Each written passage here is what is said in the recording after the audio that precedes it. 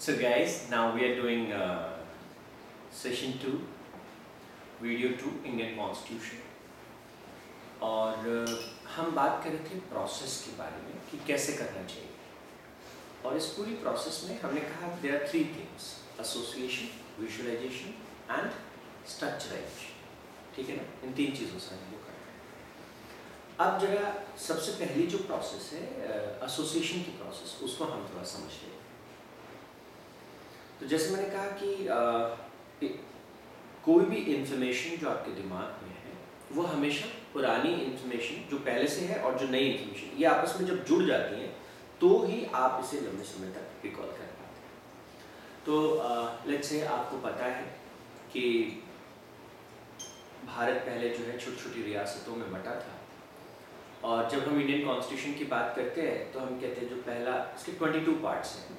तो जो पहला पार्ट है इंडियन कॉन्स्टिट्यूशन का, that is the union and it's territory. तो यूनियन शब्द से शुरू हो रहा है, तो आप कैसे सोचेंगे? आपको पहले पता है कि बहुत सारी रियासतें थी, तो अपन सोचेंगे सारी रियासतों को यूनियन बना, ठीक है, यूनियन। और फिर उसकी टेरिटरी, तो जब नया देश बनेगा तो उसकी एक टेरिटरी डिफाइन करनी पड़ेगी। तो हमारे संविधान का जो पहला भाग है वो है the union and it's territory, ठीक है ना। फिर उसके बाद नेचुरली देखो, अगर हमने एक यूनियन बनाया, एक टेरिटरी बनाया, देश बना रहे, तो उसके देश की जो नागरिक कौन होंगे, है ना, उसके सिटीजन्स कौन होंगे, ये दूसरी पार्ट होगा, है ना, दूसरी चीज़ होगी। तो सिटीजन्स कौन होंगे उनको डिफाइन करना। तो जब कॉन्स्टिट्यूशन शुरू हुआ, जो लोग रह रहे थे उनको सिटीजन माने, जो पाकिस्तान से आ रहे हैं, जो पाकिस्तान को जा रहे हैं, या जो फॉरेन कंट्रीज़ में रह रहे हैं, या जिन्होंने फॉरेन कंट्रीज़ में जो है अपनी इच्छा से ले लिया है वहाँ की नागरिकता, या फिर वो बाहर रहते हुए भी भारत की नागरिकता कंटिन्यू करना चाहते हैं, मतलब क्या सिस्टम, किसको माने, कैसे माने, ठीक है। तो ये सिटीजनशिप के बारे में दूसरा पार्ट है। अगर सिटीजन्स होंगे तो सिटीजन्स के राइट्स भी होंगे। तो हम इनको एसोसिएट कर रहे हैं। तो हमको पता था कि द यूनियन बना तो इसकी टेरिटरी क्या है, इसका नाम क्या रखेंगे। फिर उसके बाद में हमने कहा रहने वाले लोग इसमें सिटीजन्स कौन होंगे, सिटीजन्स के बाद उन सिटीजन्स के राइट्स क्या होंगे। तो फंडामेंटल राइट्स, हम उनको इक्वलिटी का राइट देंगे क्या, फ्रीडम का राइट देंगे क्या, एक्सप्लॉयटेशन के अगेंस्ट राइट देंगे क्या, रिलीजन, कल्चर एंड एजुकेशन, और saving general laws, and then constitutional remedies कि भाई जो आपने राइट्स दिए वो हमको मिलने चाहिए, है ना, इन्फोर्स होने चाहिए। तो ये हुआ कॉन्स्टिट्यूशन का पार्ट 3। पार्ट 4 जो था कि जब हम एक यूनियन है और हम सिटीजन्स हैं, तो वो सिटीजन्स के अपने फंडामेंटल राइट्स हैं, तो वो राइट्स जो है वो मिल रहे कि नहीं। तो एक गवर्नमेंट होगी जो ये सब देखेगी, वो कैसे चलेगी, कैसे काम करेगी। तो डायरेक्टिव प्रिंसिपल्स उनको कहा कि लोगों के वेलफेयर के लिए वो कैसे काम करेगी। लेकिन सिर्फ डायरेक्टिव प्रिंसिपल्स स्टेट तो कर देगी लोगों के लिए, अच्छा, जो चौथे पार्ट की बात करें, लेकिन लोग भी तो कुछ करेंगे ना, उनके भी तो ड्यूटी होने चाहिए। अगर स्टेट के, गवर्नमेंट की ड्यूटी है लोगों के लिए, तो लोगों के भी होने चाहिए देश के प्रति। तो उसको हमने कहा फंडामेंटल ड्यूटीज, है ना। तो आपके राइट्स क्या है, तो फिर ड्यूटीज़ की बात भी आ गई। तो ये 4A में फंडामेंटल ड्यूटीज़ की बात है। और फिर जैसे मैंने कहा कि डायरेक्टिव प्रिंसिपल्स किसके लिए बनाए गए, कि सरकारों के लिए बनाए गए। तो फिर कहा द यूनियन, जो हमारी केंद्र सरकार होगी। फिर कहा कि स्टेट, जो हमारी राज्य सरकारें होंगी। तो द यूनियन कैसे काम करेगा, तो उसमें प्रेसिडेंट की पावर्स क्या होंगी, कैसे इलेक्ट होंगे, कैसे चुना जाएगा, उनकी टर्म क्या होगी, उनकी पावर्स क्या होंगी। तो वो सब प्रेसिडेंट के बारे में, फिर वाइस प्रेसिडेंट के बारे में, ठीक है ना। फिर जो है वो अटॉर्नी जनरल के बारे में, फिर जो काउंसिल ऑफ मिनिस्टर्स होगी, या फिर पार्लियामेंट के बारे में कि तो पार्लियामेंट में क्या होगा, पार्लियामेंट के ऑफिसर्स कौन होंगे, ओथ कैसे लेंगे, है ना। वो सब तरह की चीज़ें, मेंबर्स ऑफ पार्लियामेंट के जो है क्वालिफिकेशंस हैं क्या होने चाहिए, उनके पावर्स, प्रिविलेजेस क्या होने चाहिए, उस तमाम। और फिर वो कैसे काम करेंगे। तो काम करने में भी जो लेजिस्लेटिव प्रोसीजर्स हैं वो कैसे होंगे, लेजिस्लेटिव प्रोसीजर्स कैसे होंगे, जो प्रोसीजर फॉर फाइनेंशियल मैटर्स वो कैसे जाएंगे, हैं, और जनरल प्रोसीजर्स क्या होंगे। तो ऐसे करके वो पूरा यूनियन को डिज़ाइन किया, हर चीज़ कैसे चलेगी। फिर उसमें जुडिशरी कैसे काम करेगी, तो मतलब सरकार कैसे चलेगी, केंद्र, तो द यूनियन की बात की, ठीक है। तो पहला क्या था, यूनियन एंड टेरिटरी, ठीक है। और फिर सेकंड पार्ट क्या बना है कि भाई रहने वाले लोग कौन है, तो हम एसोसिएट कर रहे हैं उससे, है ना। तो सिटीजन्स होंगे, फिर सिटीजन्स के क्या होने चाहिए, फंडामेंटल राइट्स होने चाहिए, तो हमने राइट्स की बात कर दी। फिर राइट्स होंगे तो वो राइट्स मिल रहे हैं नहीं मिल रहे हैं क्या है, तो सरकार है उसका, तो डायरेक्टिव प्रिंसिपल्स किसको क्या है। फिर डायरेक्टिव प्रिंसिपल्स के बाद में 4A में क्या आ गया, फंडामेंटल ड्यूटीज आ गए। फिर द यूनियन आ गया है, यूनियन के बाद क्या है द स्टेट, केंद्र सरकार, फिर स्टेट। स्टेट के बाद जो अगला छठा पार्ट है द स्टेट्स, सातवां पार्ट रिपीट हो गया है। तो शेड्यूल बी के जो स्टेट्स थे तो उनके कुछ प्रोविजन पर वो हटा दिया गया है। अब जो 8 पे था वो हुआ यूनियन टेरिटरीज। तो अब आप देखो, सबसे पहले केंद्र सरकार है, फिर राज्य सरकार है, फिर यूनियन टेरिटरीज, यूटीज है ना। तो अब यूनियन टेरिटरीज भी हमको 8 नंबर पे समझ में। अब यूनियन टेरिटरी से और छोटी यूनिट है तो पंचायत है। पंचायत, गांव में पंचायत है तो शहरों में क्या काम करती है, म्यूनसिपैलिटीज काम करती है। तो पंचायत कैसे काम करेंगी, म्यूनसिपैलिटीज कैसे काम करेंगी। और अब हमने बॉडीज जो गवर्नमेंट जो फंक्शनल जो रेगुलेटरी बॉडीज हैं उनको एक तरह से करीब करीब सबको देख लिया। तो हमने कहा कि the union, the state, then UT है ना, यूनियन टेरिटरीज कैसे जाएंगी, पंचायत कैसे जाएंगी, म्यूनसिपैलिटीज कैसे होंगी। और फिर एक एरिया जो schedule and the tribal area था उसको भी फिर शामिल किया। तो ये 10th जो है वो schedule and the tribal area था। तो यहाँ तक तो हमने क्या डिफाइन किया, कौन सा देश, उसकी टेरिटरी क्या है, रहने वाले कौन हैं, उनके लिए सरकारें कैसे उनके कल्याण पे काम करेंगी, वो क्या ध्यान रखेंगे, और वो सरकार चलेगी कैसे, तो केंद्र सरकार द यूनियन कैसे चलेगी, द स्टेट गवर्नमेंट कैसे काम करेगी, फिर यूटीज में कैसे काम होगा, यूनियन टेरिटरीज में, फिर पंचायत का काम कैसे होगा, फिर म्यूनसिपैलिटीज का काम कैसे होगा, शेड्यूल एंड ट्राइबल एरियाज जो है उनमें कैसे काम होगा। तो यहाँ तक तो हम अपने एरिया और हमारी गवर्निंग बॉडीज को डिजाइन कर रहे हैं। अब आप 11th जो पार्ट है इंडियन कॉन्स्टिट्यूशन का उसमें क्या कह रहे हैं कि अच्छा ठीक है, हमने एक यूनियन बना दिया है, एक हमने स्टेट बना दिया, ये आपस में इनका रिलेशन क्या होगा भाई। अरे कुछ रिलेशन होना चाहिए कि यूनियन और स्टेट का, तो वो रिलेशन के बारे में बात की, ठीक है, वो 11th पार्ट बना।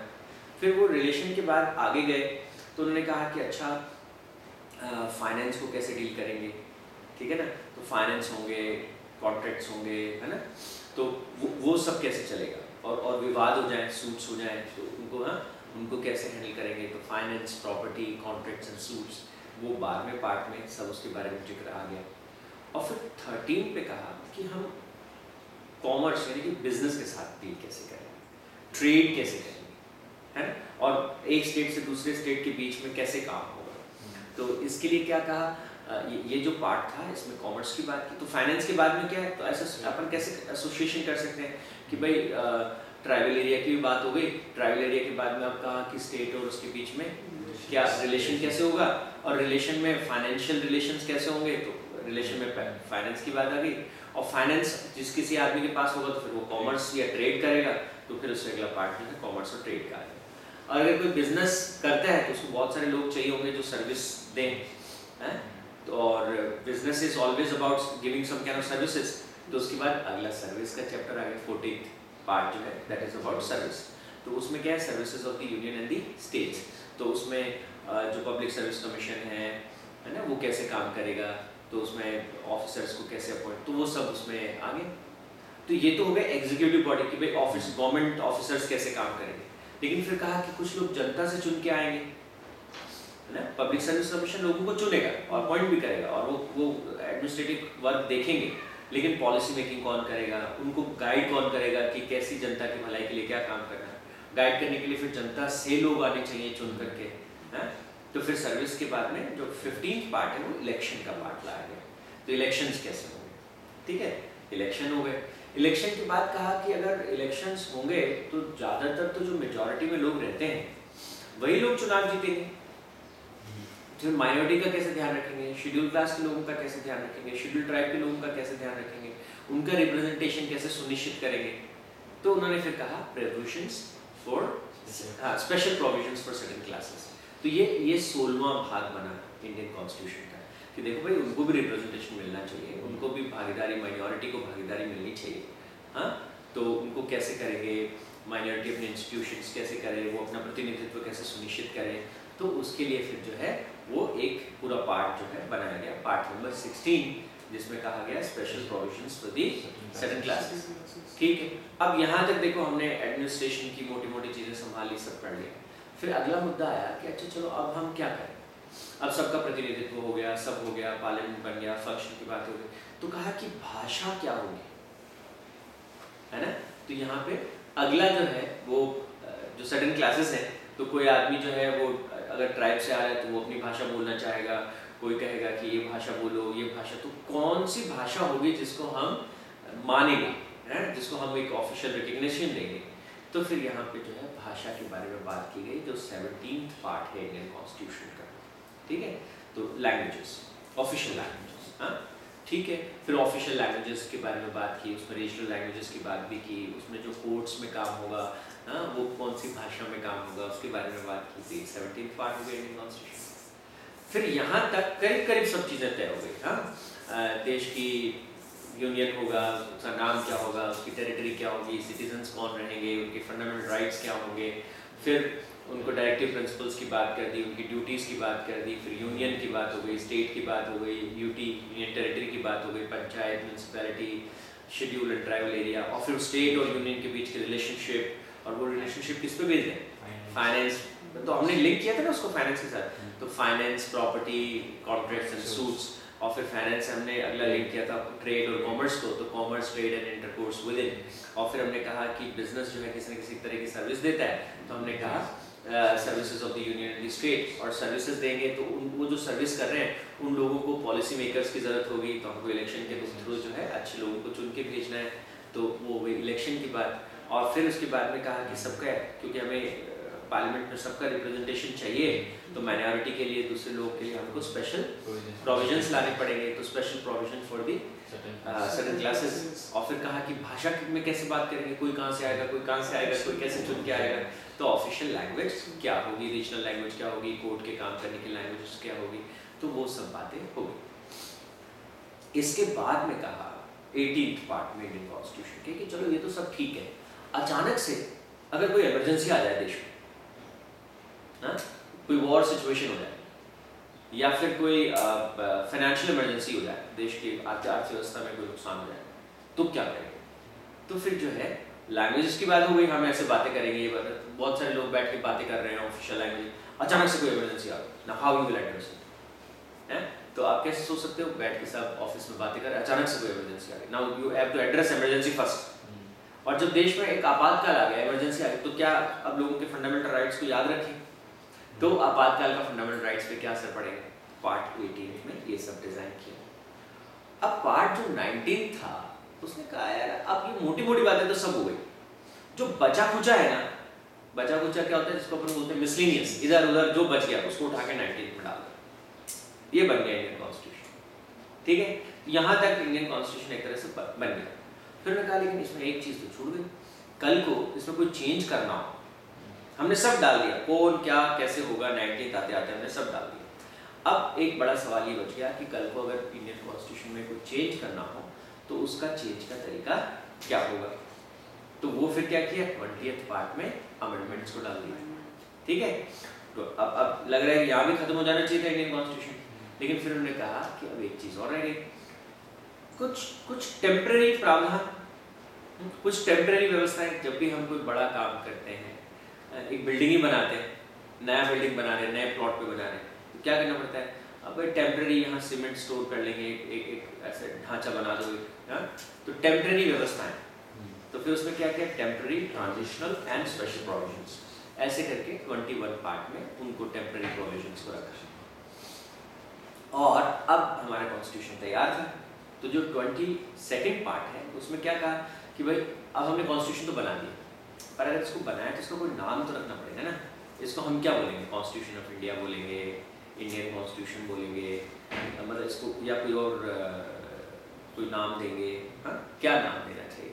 तो वो फिर नाम के बारे में कि इसका टाइटल क्या होगा, फिर इसके डेट ऑफ कमेंसमेंट, मतलब कौन सी तारीख से, तिथि से ये शुरू होगा, तो लागू क्या होगा, तो वो एक डेट हम तय कर देते हैं। ठीक है, और फिर हमने इंग्लिश में बनाया है पूरा कॉन्स्टिट्यूशन, लेकिन जब इसका हिंदी रूपांतरण होगा तो उस हिंदी रूपांतरण को भी एक मान्यता देनी पड़ेगी ना कि ट्रांसलेशन ठीक से हुआ है कि नहीं हुआ है। तो उसे कहते हैं ऑथोरेटिव टेक्स्ट इन हिंदी। तो ऐसे करके वो प्रावधान इसमें डालेंगे, ठीक है। तो दिस वाज द स्ट्रक्चर। तो हमने क्या किया, एसोसिएशन के थ्रू आगे से आगे हम इसको जोड़ते चले गए और हमने एक कहानी जैसी बना ली, ऐसे सोचिए, है। तो ये 22 पार्ट्स थे। कौन सी टेक्निक का इस्तेमाल किया हमने? एसोसिएशन टेक्निक का हमने इस्तेमाल किया।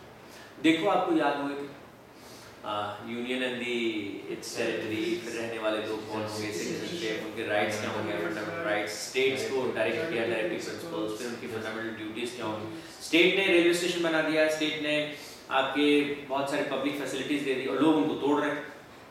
तो लोगों को समझाना पड़ेगा ना कि भाई ये तुम्हारे लिए है, तुम्हारी भी ड्यूटीज है उनको साफ रखना, प्रोटेक्ट करना, सब चीजें फंडामेंटल ड्यूटीज। फिर उसके बाद में द यूनियन कैसे काम करेगा, द स्टेट की बात आ गई। फिर आप बताओ कौन सा अगला? टेरिटरीज। तो यूनियन टेरिटरीज हो गई। टेरिटरीज के बाद में और छोटी जो लेवल की इकाई है, गवर्निंग बॉडी है, वो है पंचायत। और पंचायत के बाद जब गांव से शहरों की तरफ जाएंगे तो गवर्निंग बॉडी क्या हो जाती है? म्यूनसिपैलिटीज हो जाती है, म्यूनसिपैलिटी कॉर्पोरेशंस हो जाते हैं। वो कैसे काम करेंगे? म्यूनसिपैलिटी के बाद अगला क्या था? शेड्यूल एंड ट्राइबल एरिया हो गया। और फिर 11 के ऊपर जो है वो रिलेशंस हो गया ना, सही कहा पे, relation of the union and the state. और ये रिलेशन भी दो तरह के होते हैं, लेजिस्लेटिव रिलेशन कैसे होंगे, एडमिनिस्ट्रेटिव रिलेशन कैसे होंगे, हाँ वो रिलेशंस होंगे। फिर उसके बाद में कॉमर्स की फाइनेंस की बात आ गई, तो फाइनेंस की बात आ गई, फाइनेंस प्रॉपर्टी है ना, हाँ कॉन्ट्रैक्ट्स और सूट्स की बात आ गई, ये कैसे काम करेंगे।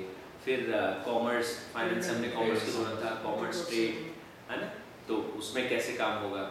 और फिर सर्विसेज की बात आ गई, services of the union the states. और सर्विसेज के बाद में हमने क्या किया था? इलेक्शंस, है ना, कि ऑफिसर्स आ गए, लेकिन ऑफिसर्स को गाइड कैसे करेंगे, पॉलिसी मेकिंग कैसे करेंगे। तो उसमें इलेक्शंस के प्रतिनिधि चुन के लाएंगे ना, तो इलेक्शंस हो गया। इलेक्शन के बाद अगला हमने क्या कहा कि सबको इलेक्शन में सबको वो मिलना चाहिए रिप्रेजेंटेशन। तो फिर special provisions for the certain classes, और फिर वो सब लोग अलग अलग क्लासेस से अलग अलग बैकग्राउंड से आएंगे, तो फिर भाषा है तो ऑफिशियल लैंग्वेजेस। और फिर हमने कहा कि बैठ के बातें कर रहे थे और अचानक से इमरजेंसी आ गई। इमरजेंसी में कैसे होगा सब कुछ, है इमरजेंसी में क्या परिस्थितियाँ होंगी। और फिर बचा कुछ सारा, इमरजेंसी भी आ गई, इमरजेंसी भी हमने निपट ली। अब क्या बच गया? अब जो कुछ भी बच गया इमरजेंसी के बाद वो उठा के 19th में डाल दिया, तो मिसलेनियस उसमें डाल दिया। और अब आ गया हमारे पास कि अब हम संविधान में सब डाल दिया है, अब इसमें परिवर्तन कैसे करना है वो उसमें, तो अमेंडमेंट्स कैसे होंगे। और फिर temporary, transitional and special provisions. तो टेम्पररी वो 21st में हमने इस तरह के डाल दिए। और 22nd में क्या डाला? Short title commitment day, short title commitment and text उसमें डाल दिया। तो 22nd पार्ट थी इंडियन कॉन्स्टिट्यूशन। तो ये हमने क्या किया, ये हमने एसोसिएशन की टेक्निक से एक बार उसके पार्ट्स को नाम याद रखने की कोशिश की। तो अगले सत्र में हम क्या करेंगे, अभी आपको ये तो याद है एक ऑर्डर में, लेकिन मैं अचानक से पूछ लूँ कि 13वां पार्ट कौन सा है, 9वां पार्ट कौन सा है, 18वां पार्ट कौन सा है, तो आपको थोड़ा सा जोर आएगा बताने। तो फिर अपन अगले स्टेप में एसोसिएशन की प्रोसेस को हमने समझा, अभी हम समझेंगे विजुअलाइजेशन एंड एसोसिएशन दोनों को एक साथ कैसे लगाएं, तो उसके बारे में हम बात करेंगे। ठीक रहेगा? तो अगले वीडियो में हम उसकी बातचीत करेंगे, अगले सेशन में उसके बारे में चर्चा करेंगे। और उसके बाद हम अगले सेशन में स्ट्रक्चराइजेशन के बारे में बात करेंगे। ठीक है? Thank you so much for watching.